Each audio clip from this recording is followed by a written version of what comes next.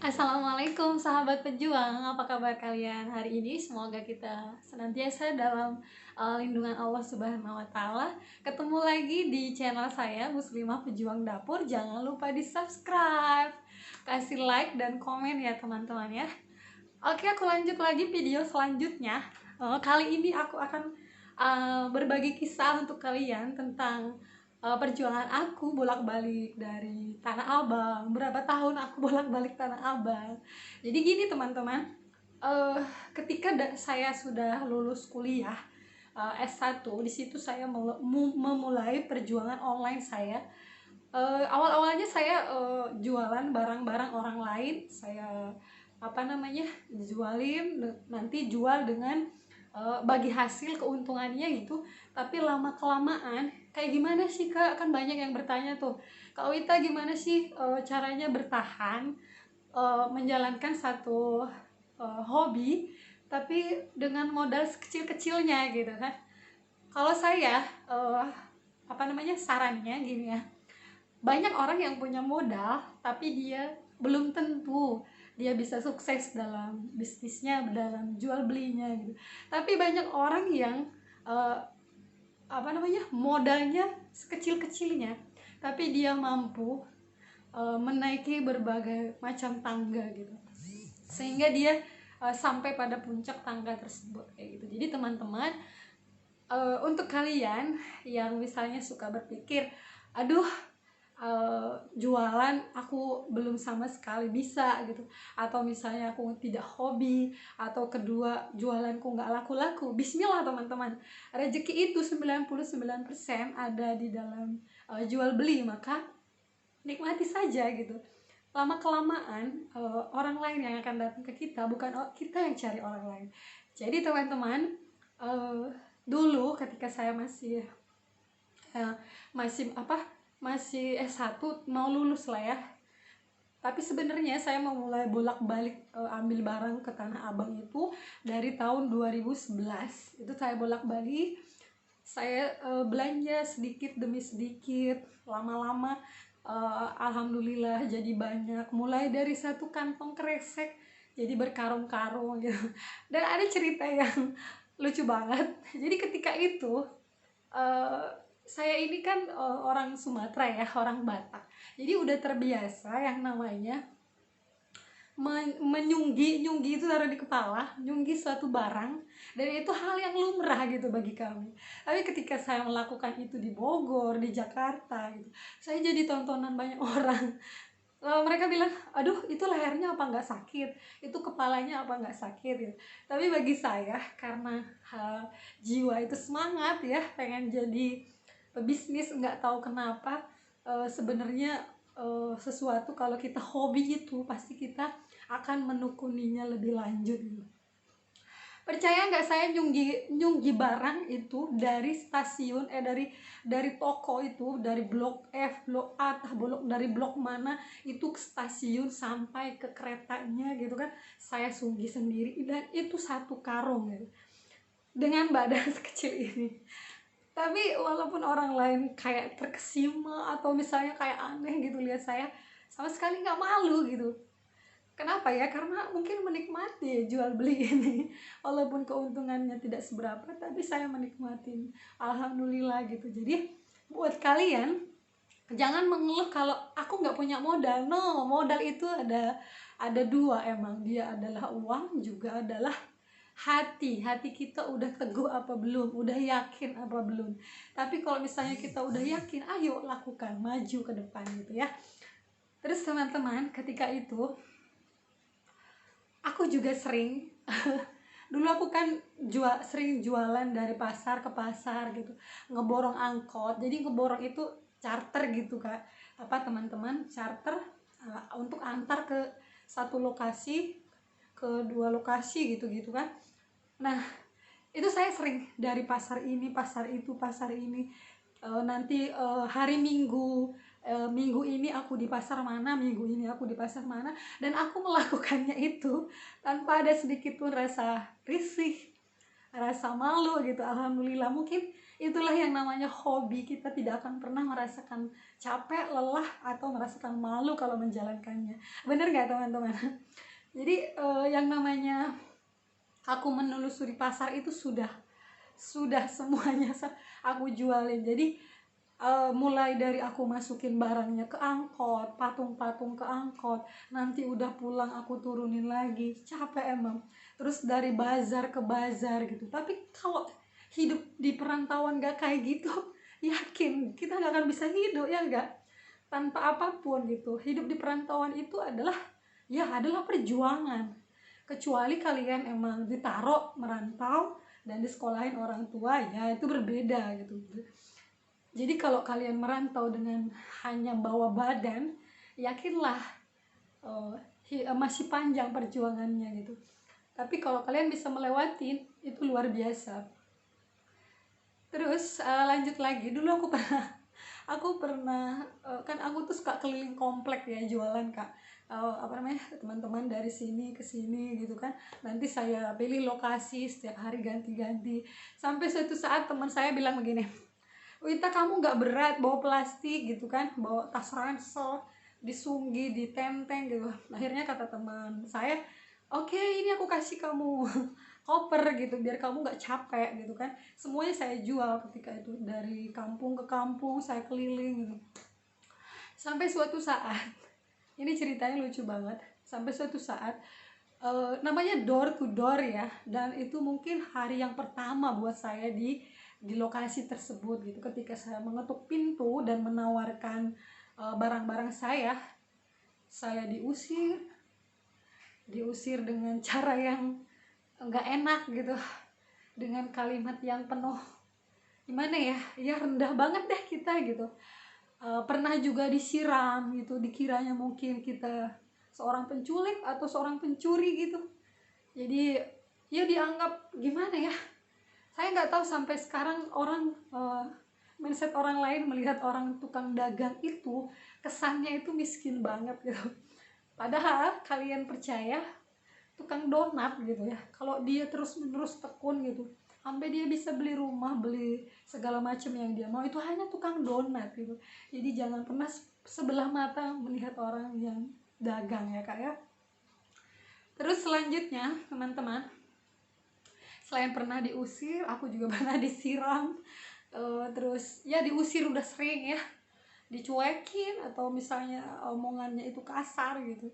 Tapi itu jadi cerita yang luar biasa buat saya. Terus selanjutnya, Kak, berapa lama sih bolak-balik Tanah Abang? Saya dari tahun 2011 sampai sekarang 2010, berapa tahun tuh. Dan itu diawali dari nenteng kresek gitu. Diawali dari ngambil barang orang lain untuk dijualin.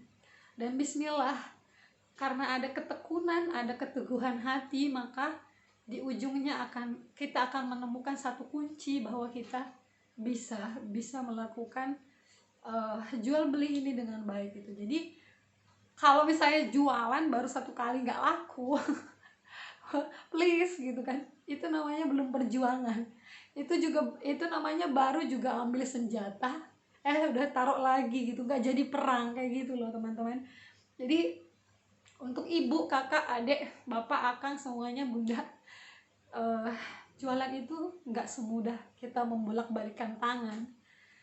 Jualan itu juga bukanlah modalnya hanya uang, karena banyak pemodal besar yang bisnisnya tidak bertahan, tapi banyak yang pemodal kecil bisnisnya bertahan puluhan tahun. Itu karena apa? Ada ketekunan di dalam hatinya, ada kesungguh-sungguhan di dalam hatinya, kayak gitu ya teman-teman.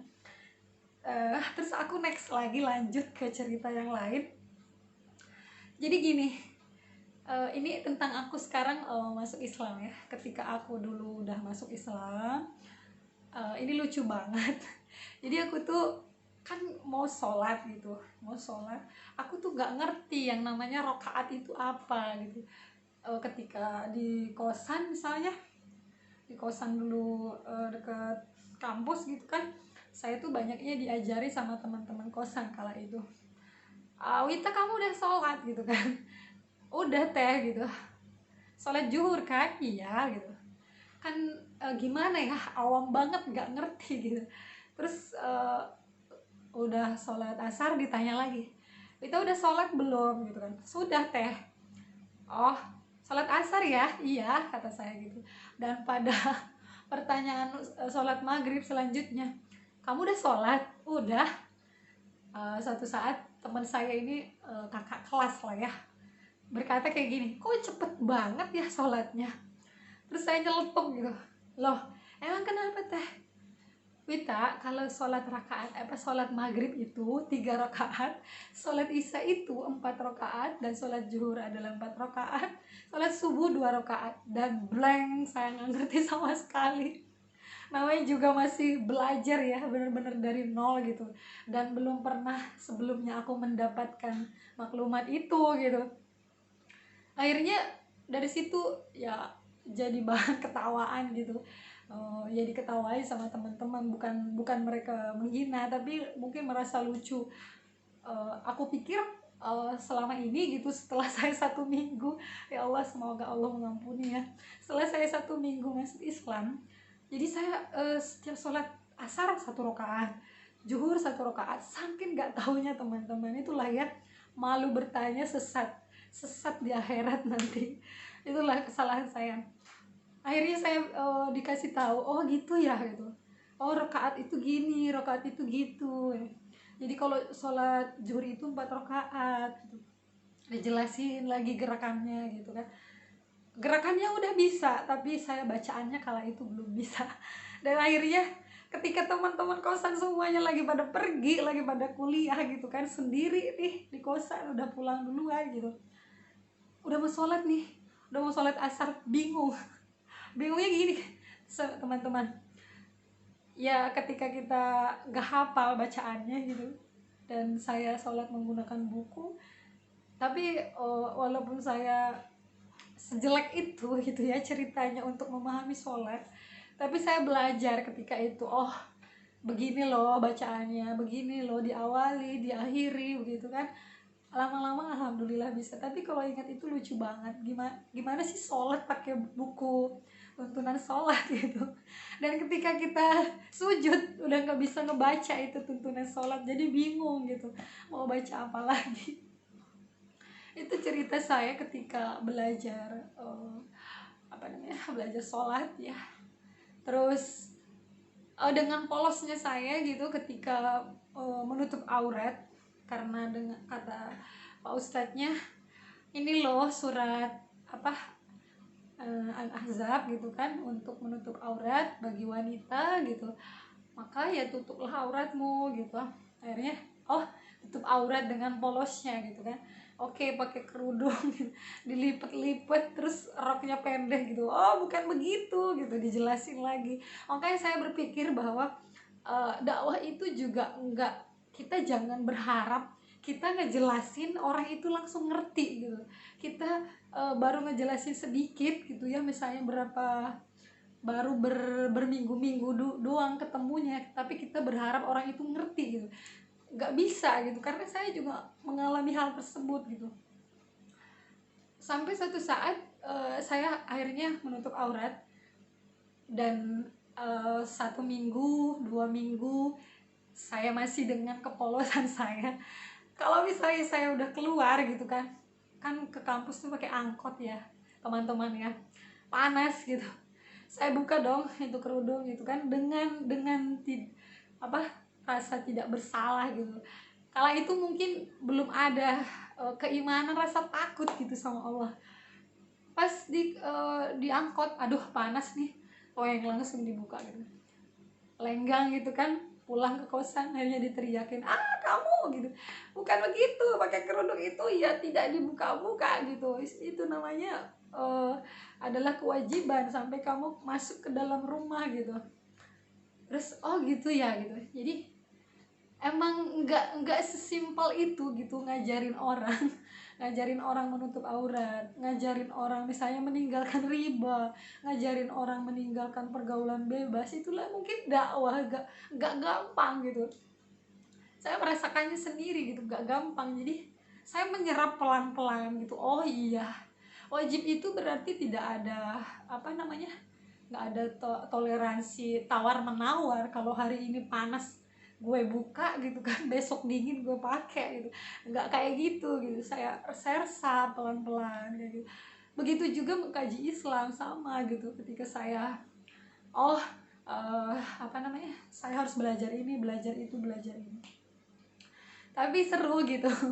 Kalau inget lagi cerita itu seru banget, karena mungkin dengan kebodohan dan kepolosannya saya, banyak hal-hal yang kadang membuat orang lain ketawa gitu dengan mungkin ketidaktahuan saya gitu. Tapi alhamdulillah saya bersyukur banget ketemu teman-teman itu, dan ya entah udah pada kemana gitu ya. Tapi saya berharap mereka sehat-sehat semua gitu. Terus kita next ceritanya lagi ya. Jadi gini kakak, kita lanjut kemana ya. Dulu itu saya itu terlahir di sebuah keluarga yang lumayan besar, dan saya tinggal bersama opung saya, kakek nenek ya. Opung itu orang Batak, dan saya hidup di tengah hutan karena emang kakek dan nenek saya ini adalah pejuang pertanian ya, pertanian gitu. Bahkan mereka itu seringkali tinggal di hutan perawan yang jarang dijamah orang lain. Ada banyak pembelajaran ketika itu untuk saya di masa kecil. Opung saya yang cowok yang cewek memang sangat galak banget. Namanya orang Batak ya, didikannya galak. Mereka nggak punya uang, bukan nggak punya uang, mereka sangat banyak uang. Tapi ketika untuk saya gitu ngedidik saya, cari uang tuh susah gitu. Jadi harus cari sendiri biar kita punya uang jajan gitu. Jadi nggak gampang buat mereka. Misalnya opung, aku mau jajan, nggak bisa gitu. Bahkan saking segannya nggak berani sama sekali minta uang jajan. Nah, jadi sejak kecil saya itu sejak kelas 2 SD udah bisa masak, udah bisa masak rendang, udah bisa ngambil kayu di Sunggi. Terus kan yang namanya di hutan gak ada kamar mandi dong ya teman-teman, ngambil air sejerigen gitu ke sungai berkali-kali gitu sampai kepala saya tuh peyang. Tau gak sih peyang teman-teman? Saking udah beratnya gitu ya, sering saya Sunggi gitu. Tapi saya menyesali itu enggak.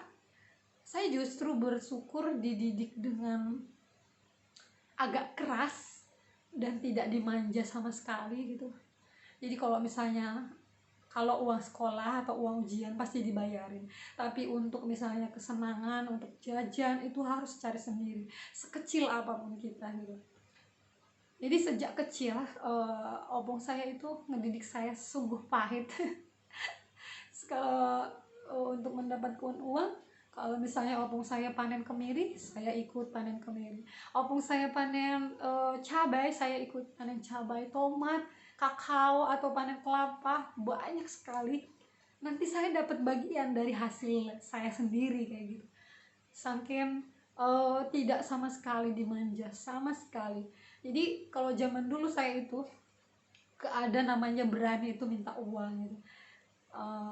Makanya apa ya, entahlah apa bedanya zaman dulu dengan zaman sekarang. Mungkin cara berpikir ya. Kalau zaman sekarang tuh orang tua tuh terlalu khawatir dan terlalu ketakutan dan terlalu apa ya, nggak bisa ngerem rasa kasihannya gitu. Padahal kalau kita terlalu sering kasihan sama anak, itu nanti dia gedenya akan terus minta dikasihanin gitu. Karena ya gitu yang saya rasakan. Mungkin saja ketika saya dimanja sejak kecil, jujur saya dari kecil itu pekerjaannya berat banget, berat sekali. Pulang sekolah saya harus masak untuk hewan-hewan yang begitu banyak, babi, entok, ayam, segala macem, anjing gitu kan. Pokoknya banyak banget hewan-hewan yang harus saya masak makanannya. Habis itu saya bersihkan rumah, masak untuk untuk keluarga gitu, ngambil sayuran, ngambil air sendiri, ngambil kayu sendiri gitu.